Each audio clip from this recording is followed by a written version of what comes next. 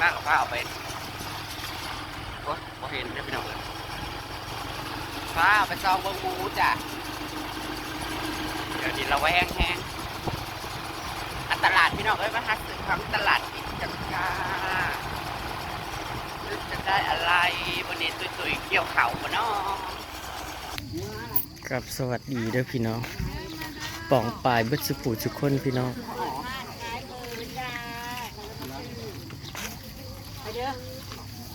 ไปประเดิมเรื่องมือหนึ่งเปิดวันเลยค่ะ ประเดิมมันขึ้นแจกที่แจกที่นั่นปะ จะอะไรนะเขาออกเงินหมดเลยไปต้องดิ้นสถานที่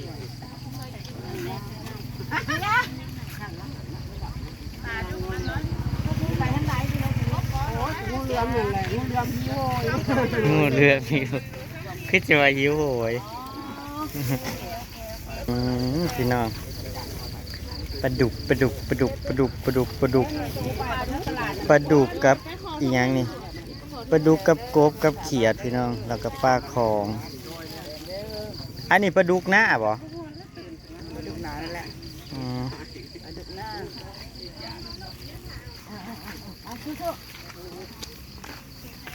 ติดเจ้าหน้าหมู่บ้านเลยน้อยนึง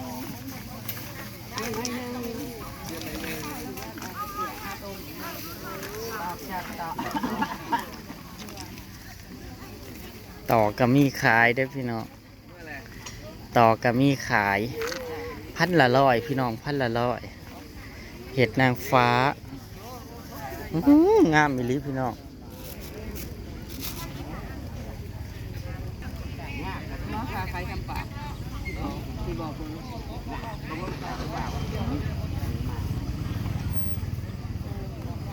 ว้าวเลยโอ้ยอยู่ก็ไม่ได้เป็นด่าละคายมันมดของนะ ชายแล้ว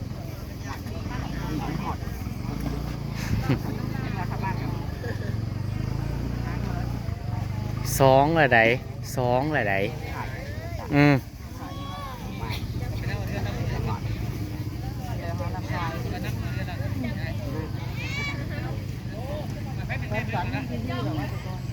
เจ้านะเอาเบอร์น้ำเจ้าให้แน่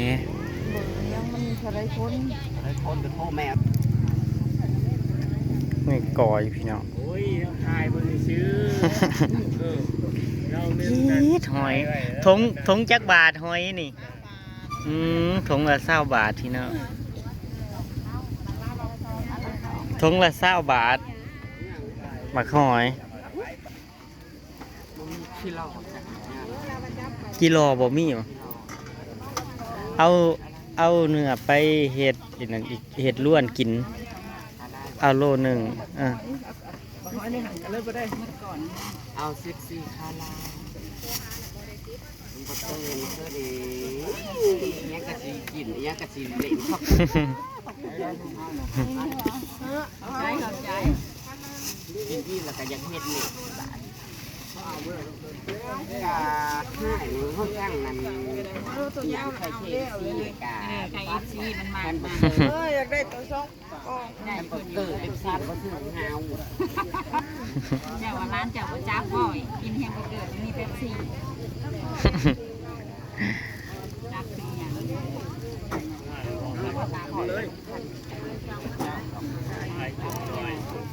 ยันมูโบซื้อให้กับพวกแห้งเลยหมู่บ้านบ้านนะเด็กไม่ไปแ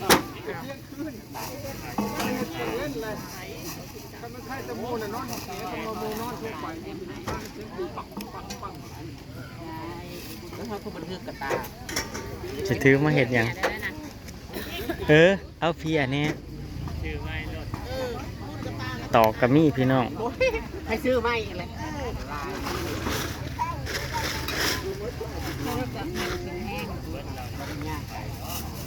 กินแล้วมันจะหอดไร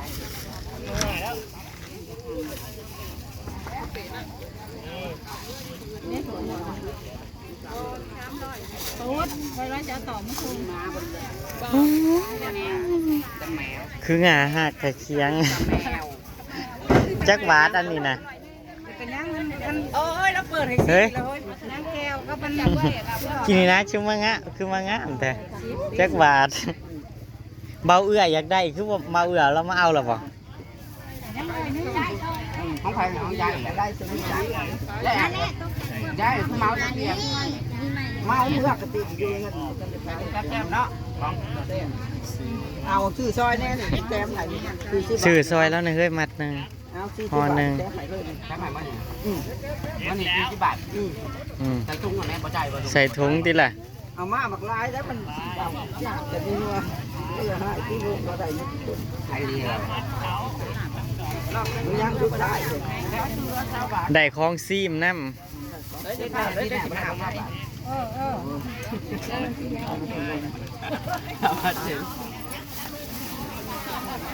งั้นจะบาทกัน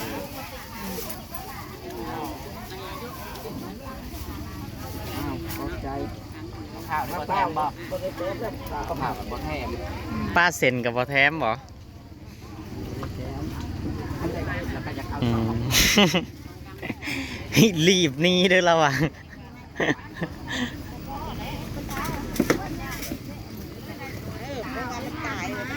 ได้แล้วแถมเอ้ยเดี๋ยวแล้วแถม ผลไม้กันหลายหลายอืมโอ้ยอยากกินข้าวจีเด้ คือสิหันใจแบบนั้นบอกว่าอยากกินข้าวจีบ่เผือกพี่น้อง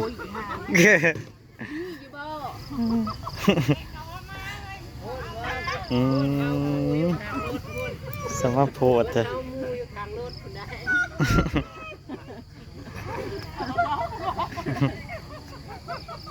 มีหยังชูเขาแซ่บบ้าสิว่าควรแซ่บบ้า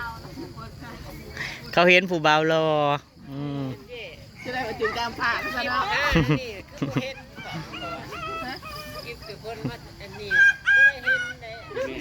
แม่นบอก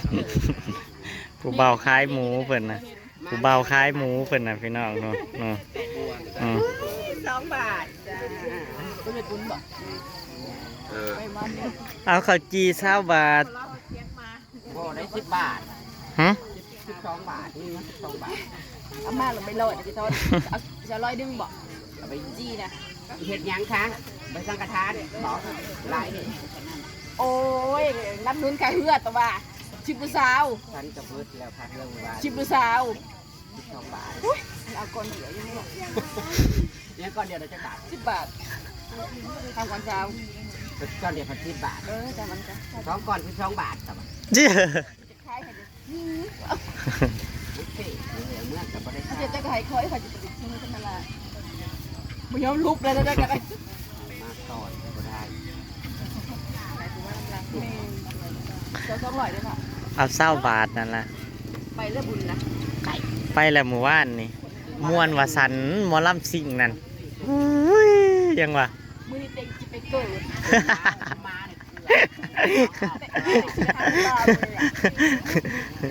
เต็งจะไปเกิดวันนี้แล้วนะ เต้นยั่วผู้บ่าวสวงเฮือว่าสันเมียข่อย นี่เด้นี่ ก็เงิน5 บาท ตอน น้ำเรียนนี่ให้ ตอนไปก็สะอาดตอนมามองออกลอก ทำเนียม เกือบเบิก บ้านที่เรานั้นนวลซึ่งลงเงาแม่เขาจะอยากเอาไปไล่น้ำคลองบอก ดีนะครับมาจับขาฝาดใจมือเด้อ พอดีเยี่ยมวันนี้นะผมไปโกงประจักษ์แต่ถ้าคิดไว้ในพวกสมบัติ เมื่อเขามาก็ได้ มาเราแอนเทนิสอยากมากบ เชื่อเธอคนร้ายบอกว่านี่นะ ลายบอกว่า เดี๋ยวนี้เลยนะยัดลงทาง เพราะงานบุญเขาให้คนไปเที่ยวนี่มา ก้นจะบอกไปบ้านนี่นะพี่ พี่มองออกล่าไปนะช่วยนั่นพี่ครั้งหนึ่งนะบัดคากลับบ้านนั่นด่างแล้วก็เป็นเวิ้งอยู่อันนี้คือเป็นเม่นเป็นเหี้ยใจ ว่าเที่ยวเป็นเบิ้งกัน เกือบคัดสู้จนมองออกหลอก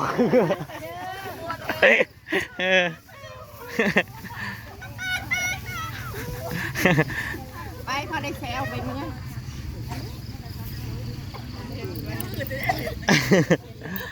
เพื่ออยากว่าน้ำใส่กุ้งเลยไปเที่ยวมาบอกไปอีกบ่มือนี่นะเล่าแล้วว่าฉันคือหมาบอกมือนี่คือใจบ่ดีเท่คะแนนเติมบ่งามจะได้มากนะดีจังมันหัวบ่เฮ็ดการบ้านเพราะว่าตัวนี้ทำ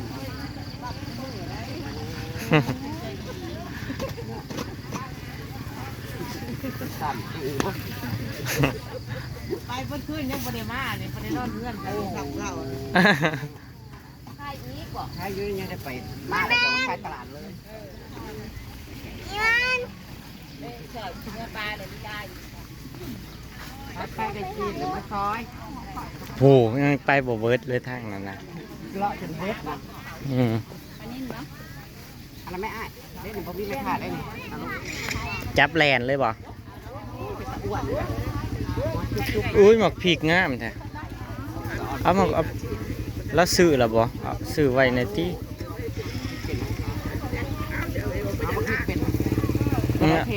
เอาหมกพริกเป็น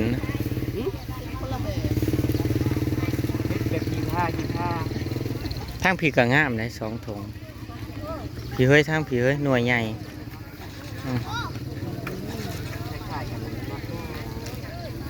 ถุงละ20 บาท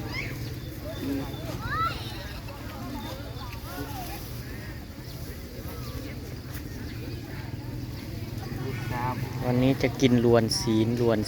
พี่น้องจะลวนศีลกินยังไงไว้เฮ้ยยังไงไว้ยังไงไว้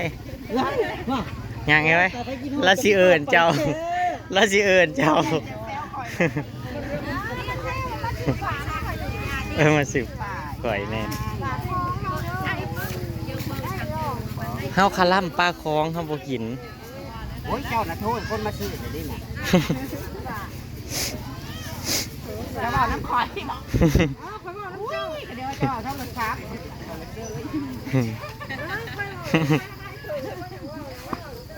ทุกอย่าง5 บาทจ้าทุกอย่าง5 บาทเท่เอาไงมีแต่ของถึกเท่เอายังโอ้ยเท่ยังคนเว้นเอารถเอาไล่ๆเอาลูกได้อย่างน้อยตรงนี้เอาอะไรจะเอาอะไรดีไม่เอาไม่เอาอันน่ะเขาขายอย่างนะ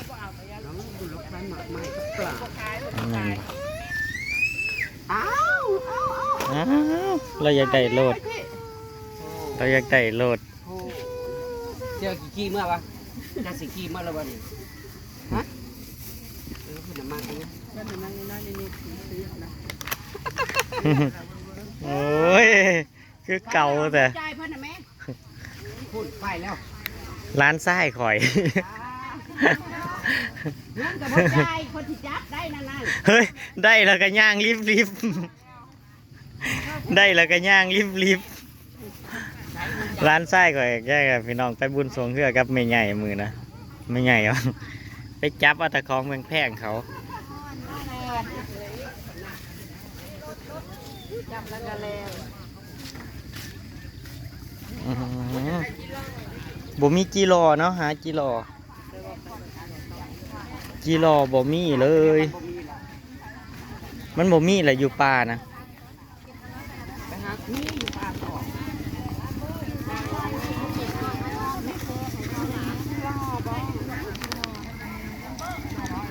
เนี่ยมันบ่มีมาเอาตัวนี้ไว้กันอยากกินของมันบ่มีนั่นแหละ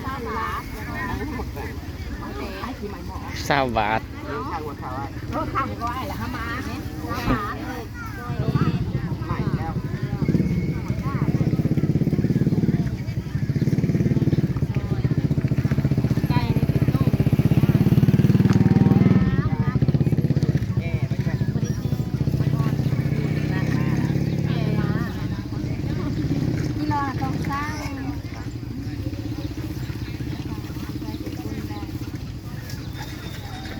สั่งน้ำไผ่ล่ะเจ๊อยากได้อยู่เสียวเท่าใดละเฮ้ยบอกแล้วติล่ะ ตัวละร้อยละเท่านั้นร้อยตัวละ110 บาทก็เรียกว่าตัวละบาท มาส่งไก่ อยู่ใส่ สับกันที่ นี่ไก่นี่นะพ่อติ้วย่างไปไก่ ข้าวย่างข้าวหอมแม่ข้าวย่างข้าวหอมได้สิย่าง ไม่ค่อยย่างไปหาเฮ็ดเนี่ยกูคนขึ้นกับผ้า จะได้เปิ้ลย่างแบบโอ้ย เรียกว่าตัวละบาทได้กันหาลอง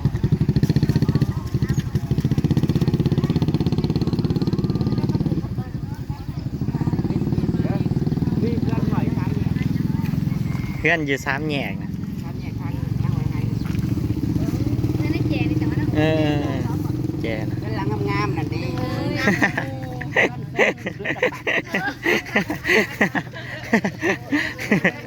ทั้งเชิงกับมันกูแน่เนี่ย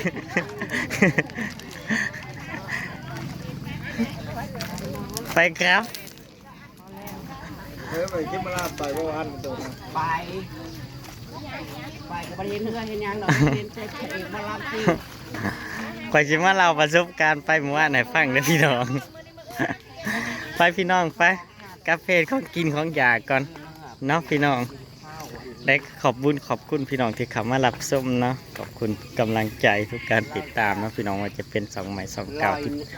ติดตามคลิปหน้ากันละกันพี่น้องไปแล้วพี่น้อง ข้าน่าจะไปซ่อมมือชิตุย สวัสดีครับผมเอาไว้จะไปเยี่ยมไอ้แก้ว หวานชน ไปยืนดูสิถ่ายรูป